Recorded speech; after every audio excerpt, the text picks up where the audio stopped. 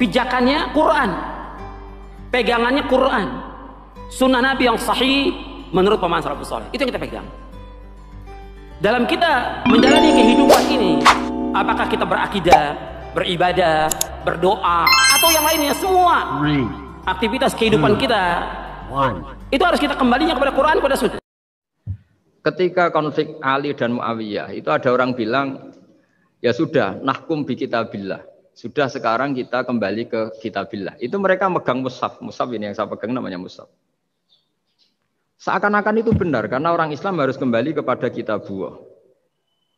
Pertanyaannya lalu Ali kata Ali, fadharabal mushafa biyadihi. Sayyidina Ali nepuk mushaf ini keras sekali.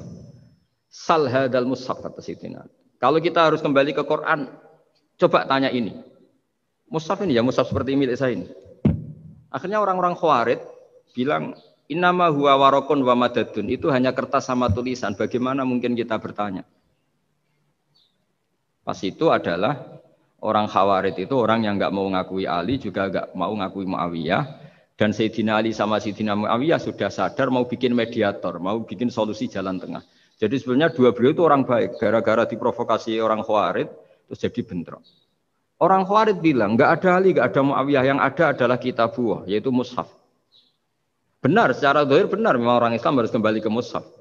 Tapi Sayyidina Ali pinter, sal hadal mushaf. Kalau gitu tanyakan mushaf itu. Ketika Sayyidina Ali dan Sayyidina Muawiyah sudah sepakat bikin perdamaian. Akhirnya singkat cerita, innama huwa raqun wa wadadun, kata orang-orang Khawarij itu hanya kertas dan pena. Kenapa bisa disuruh atau diminta jawaban? Terus kata Sayyidina Ali, enggak bisa toh kamu tanya mushaf, ya enggak bisa. Makanya tanya saya katanya.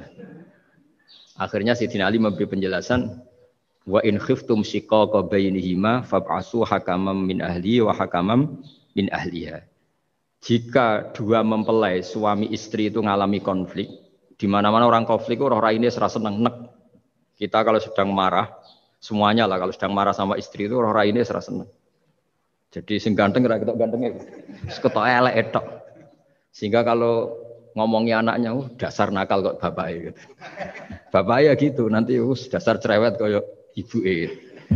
Makanya alhamdulillah banyak anak kita yang mewarisi nakalnya bapaknya dan nakalnya ibunya. Karena sabdonya mesti seperti itu. Jadi anak kita ini korban cara ngomong kita. Maka kita tidak wali itu harus syukur. Karena omongannya nggak mandi. Itu kalau kita wali, itu anak kita jadi orang buruk semua. Karena kita ngomong dasar goblok kayak ibu dari ibu dasar nakal kayak bapak berarti anak kita punya status goblok dan nakal. Tapi alhamdulillah yang ngomong itu tidak wali. Sehingga diabaikan saja sama Allah. Nggak penting. Omongannya orang tidak wali itu tidak penting. Makanya tidak wali itu tetap punya sisi positif. Kalau ngomong tidak ngefek.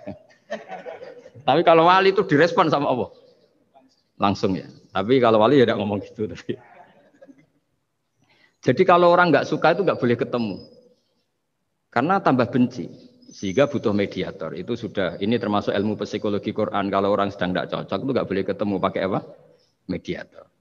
Jika suami istri sedang konflik, itu sebaiknya, seharusnya atau sayugyanya itu kirim mediator. Fab'atsu hakamam min ahli wa hakamam min ahliha. Iyurida islaha yuwaffiqillahu bainahuma.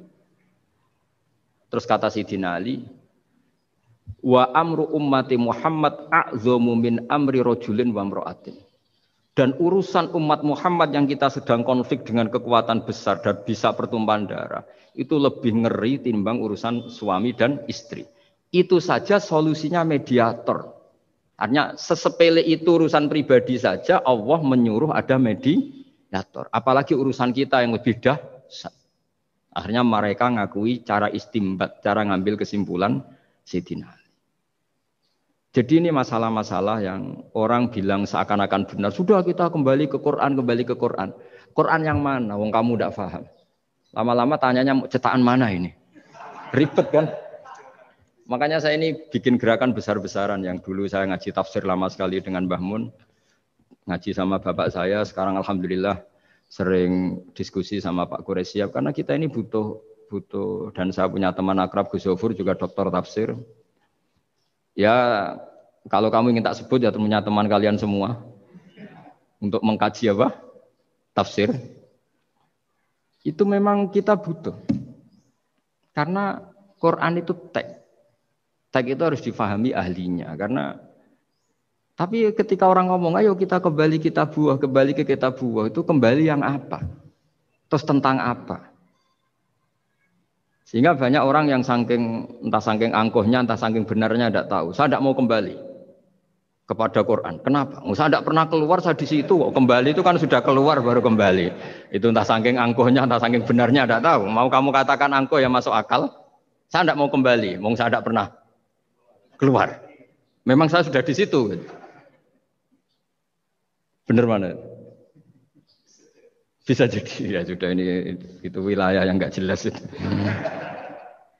Tapi bahwa mukjizatnya Nabi itu menerangkan sesuatu yang kayak iya kayak enggak. Karena orang kafir itu pintar mengemas kebatilan sebagai kebenaran. Jadi enak zaman Nabi Musa ngadepi Fir'aun yang karuan salah. Nabi Muhammad itu enggak. Ngadepi satu komunitas yang mereka punya jargon yang seakan-akan benar. Misalnya Ka'bah itu sakral, Baitullah. Orang kafir itu percaya keramatnya Ka'bah, percaya. Sehingga mereka kalau bikin berhala itu harus dekat Ka'bah, bentuk barokah Ka'bah. Kayak kurang ajar gimana? Maka berhala-berhala itu paling banyak di dekat Ka'bah, karena supaya apa? Dapat barokahnya Ka'bah. Ribet kan? Kamu kafirkan tuh percaya barokah Ka'bah, tidak dikafirkan itu kurang ajar. Ka'bah kok jadi ruwet. Ribet banyak ngadepi.